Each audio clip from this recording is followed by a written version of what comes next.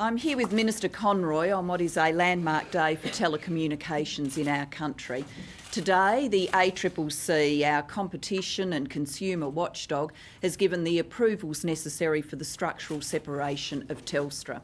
Structurally separating Telstra is an achievement of this government. We got the landmark legislation through at the end of 2010.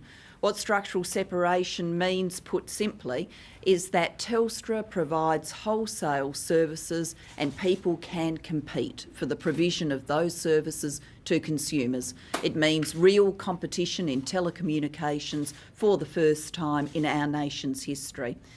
The decision today means that there can be genuine competition in telecommunications from today on. But it particularly means that we are able to deliver the national broadband network with the wholesale price around the country that we have promised, that people in the country would get the same benefits, the same wholesale benefits as people in other parts of the nation. This is an important development. We now have the funding, the legislation and the regulatory approval we need for the rollout of the national broadband network. By the end of this year, around 750,000 Australians will see the national broadband network completed or underway. So actually in their own communities where they live. This is an important development for those Australians, and NBN is vital to our future competitive ability as a nation. It makes clear the choice at the next election. It'll be a very simple choice, one between broadband or no broadband. We are delivering broadband. Mr Abbott is committed to demolishing the NBN. I'll turn to Minister Conroy now for details and then we'll take your questions. Well, thank you, Prime Minister.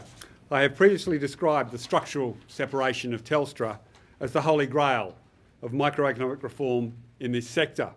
And today's decision by the ACCC means that structural separation should now be locked in for the future. The telecommunication industry has been seeking this outcome for 2 decades. The ACCC made this point in its report today when it said, and I quote, "Together, the SSU and the migration plan implement a form of structural reform of the telecommunications sector that responds to the long-standing competition concerns that have arisen from Telstra's vertical integration." And this echoes what Paul O'Sullivan, the CEO of Optus, said in 2009. Telstra's vertically integrated structure has been the key impediment to competition in the fixed line market for many years. The structural separation of Telstra is, as the Prime Minister said, an outcome that only the Gillard Labor government has been able to deliver. Let's be very clear about this. Telstra did not voluntarily agree to this separation. Telstra has made this undertaking in response to the policy and legislation of this government. The government always had structural reform of the industry as one of its goals in its development of broadband policy.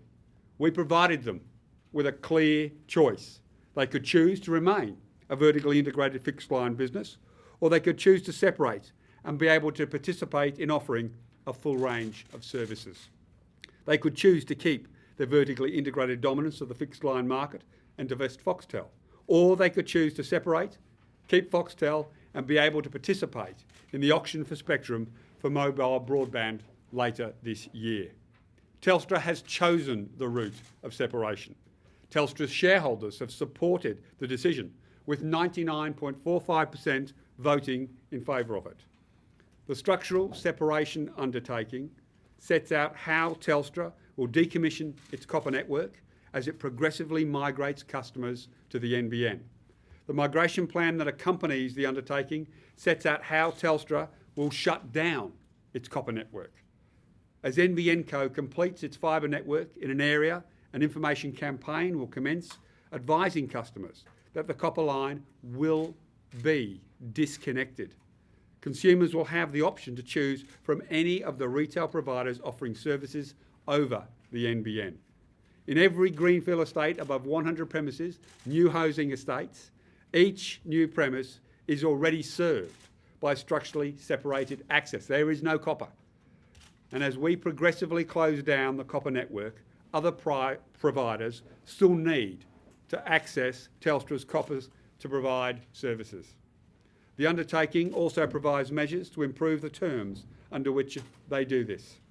This delivers equivalence and transparency in the supply of regulated services to Telstra's wholesale customers. This ensures that these services are supplied to wholesale customers on the same terms as they are supplied to Telstra's retail arm. Levelling the playing field in the telecommunications sector will result in better services to Australian consumers at lower prices. We have already seen the emergence of strong price competition and service innovation from a range of providers to the NBN. The acceptance of the undertaking will also trigger the finalisation of the agreements between NBN Co and Telstra that will advance the rollout of the NBN. ACCC approval of the SSU is one of the final steps in completing the definitive agreements between Telstra and NBN Co. Once finalised, NBN Co will gain full access to detailed information about Telstra's network of pits and ducts. This data is vital for NBN Co confirming its 3-year rollout schedule, which will be released before the end of March. NBN Co has already announced its 12-month fibre rollout schedule, which will see construction underway or completed, as the Prime Minister said, in 758,000 Australian households. So completed or construction underway by December this year. That's households, businesses and public facilities by December this year. Australians are already seeing the benefits of retail competition over the NBN, with retail service providers announcing some very competitive NBN plans. In fact, many of the current broadband service offerings offered over the NBN compare favourably with prices for ADSL 2+ in the marketplace today. For example, many of you wouldn't have seen this, but a company called Sky Mesh is offering NBN fibre services from $29.95 per month. That's it, one price. No line rental, $31 on top, $29.95 for NBN Co services. Optus's plans start from $39.99 per month for a bundled plan. And a number of other retail service providers are offering plans starting from $34.95. So this is a very exciting time to be a broadband consumer. The NBN will cater for Australia's future telecommunications needs and will connect our cities and regional centres to make us a world-leading digital economy.